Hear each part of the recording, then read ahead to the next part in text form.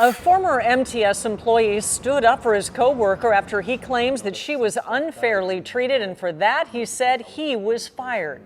This is just wrong. Team 10 investigator Melissa Masiha shows us why he believes there's a culture of retaliation in the agency. Ivan Augustino moved here from Sudan, graduated from Cal State LA, volunteers with projects for his native country.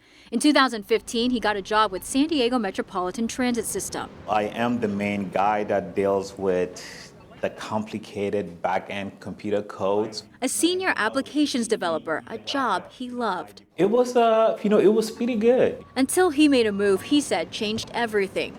It started with a coworker. One morning she walked into my office, pretty much, in tears. Ivan said that coworker confided to him the chief information officer discriminated against her when she asked about a promotion.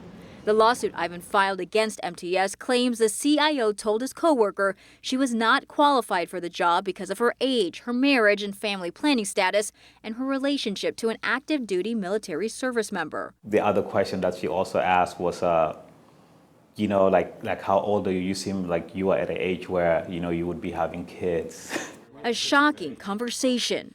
That's wrong. Ivan worked at this MTS building in downtown. After his coworker told him what happened, he asked for advice from another coworker who then took it to HR. I questioned why Ivan didn't report it directly. Last thing that anyone within the IT department wants is to take any issue to HR, because once you take it to HR, there's going to be retaliation. And Ivan said there was. He was concerned first how MTS investigated the complaint. But I was expecting someone to at least come and talk to me, but no one spoke to me. But then he said retaliation began by the CIO and his direct supervisor. The way they treat me has just changed. Started making suggestions about, oh, Ivan, if you ever want to find another job. On top of that, 98 hours of paid time off he said he was promised for working overtime on a big project. They revoked it, along with revoking a promised promotion. Coming from where I come from, I just felt like, I did not even know what to do. Feeling degraded and intimidated, he submitted a letter of resignation, but told higher-ups. If you can address this issue and just you and the executive team, can just help me bring this, what I view as retaliation, to a stop, I would pull my resignation. Instead, he was fired, walked out of the building by security.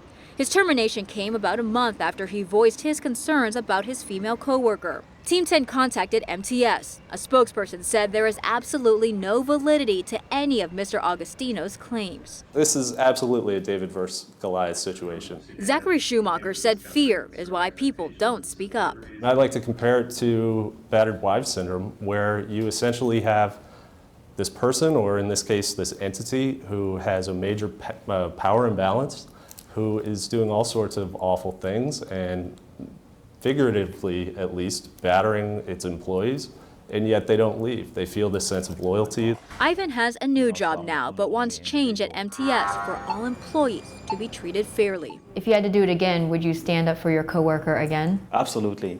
Absolutely. Ivan said his coworker he defended still works here. I haven't been able to reach her yet, although from what I've seen, she hasn't filed any legal action.